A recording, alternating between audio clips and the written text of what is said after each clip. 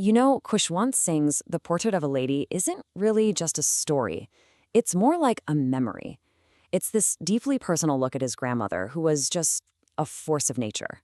We're going to dive into this powerful story of love and faith and what happens when time and distance get in the way. So, right from the get-go, Singh hits us with this incredible line, a winter landscape. That's not just about her being old or wearing white, right? It's a feeling. It's this deep, profound sense of peace and calm that just radiated from her. And that serenity is really at the core of who she is. For the author, as a little kid, his grandmother was just a constant.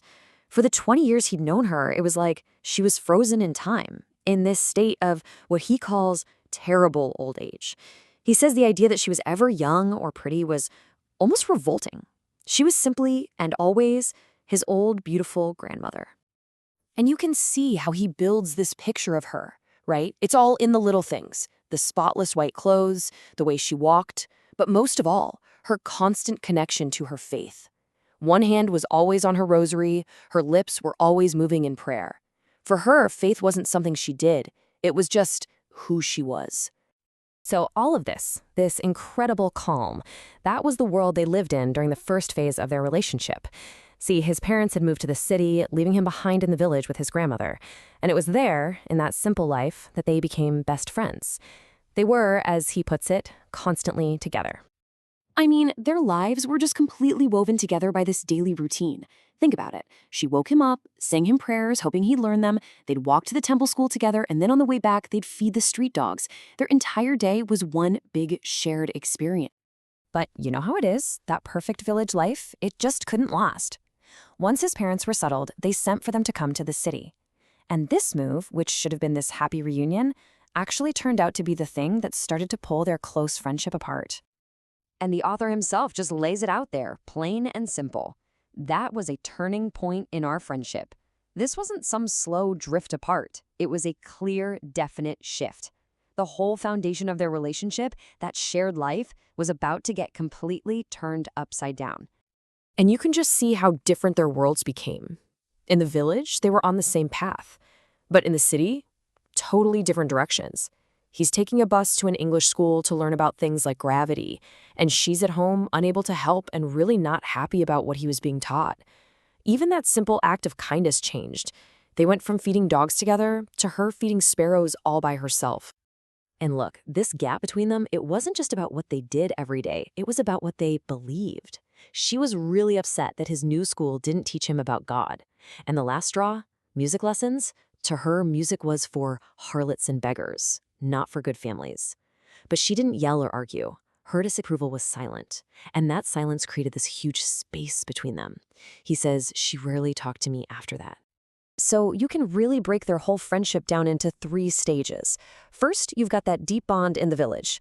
Then, phase 2, the bond starts to weaken in the city, even though they share a room. And finally, the snap. When he goes to university and gets his own room, the author says the common link of friendship was snapped, just like that. So you have to wonder, right? What happens to the grandmother while all this is going on? As her grandson moves on and builds his own life, she kind of retreats into her own world. A world of prayer, her spinning wheel, and a new, pretty unexpected group of friends. And this line, wow, it just says so much about who she was. She didn't fight it. She didn't complain that she was being left alone. She just accepted her seclusion with this quiet dignity, this resignation. She just adapted to her new reality. So her world kind of shrinks, but she creates this whole new routine for herself. Her spinning wheel was going from sunrise to sunset, and the prayers never stopped. But the real highlight of her day, the one moment of pure joy, was what she called her happiest half hour, feeding the sparrows. Just picture it, hundreds of birds making this joyful racket, this bedlam of chirpings, all for this one quiet woman. You know, the author has this perfect phrase for it. He calls her little comments to the birds frivolous rebukes. These weren't mean scoldings, they were playful. It was her way of talking to them, of showing them affection. These were the words of love she now reserved for her flock of sparrows. And then another huge separation. He's going abroad for 5 years. She comes to the train station, and she's just her usual self. No tears, no emotion, just her lips moving in prayer. She kisses his forehead, and he holds onto that moist imprint, just convinced that this was it, the last time he'd ever feel her touch. So he thinks that's the end of their story.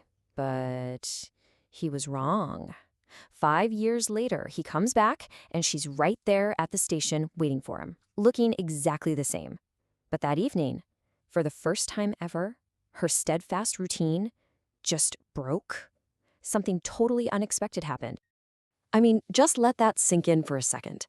This woman, whose entire life was basically a prayer, whose fingers were always on her rosary, for the first time he could ever remember, she didn't pray. This was a massive shift. Something big was about to happen. And what does she do instead? She throws a party. She gets the neighborhood women together, finds this old, beat-up drum, and for hours, she just thumps away on it, singing these songs about warriors returning home. It was this wild, joyful celebration for her grandson's return. They actually had to persuade her to stop because they were worried she'd hurt herself. But that incredible burst of joy, that was her final act. And now the story moves to its climax. This really emotional moment where the friends she made in her last years, the sparrows, come to say their own goodbye. And just like she knew she would, she got a mild favor the very next morning. She told everyone, "This is it. My end is near." She refused to waste her last hours talking. Instead, she turned back to her oldest companion, prayer. She just lay there peacefully, telling her beads, until her lips stopped moving and the rosary fell from her fingers. And then something truly unbelievable happened. While they were getting ready for the funeral, they look over and the room is filled with thousands of sparrows sitting all over the floor.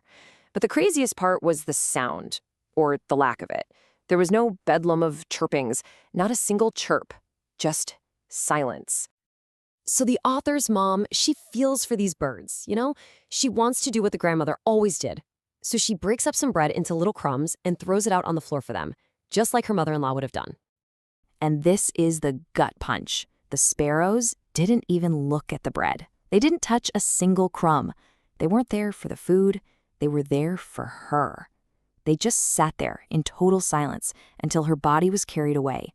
And then, all at once, they flew away, just as quietly as they had come. The story really leaves you with this one big question, right? The grandmother's relationship with her grandson kind of fizzled out as their words and their worlds grew apart, but her bond with the sparrows, which was built on nothing more than showing up every day and some playful scolding, that was so strong that they came to mourn her in silence. It really makes you stop and think, what's the real language of love, anyway?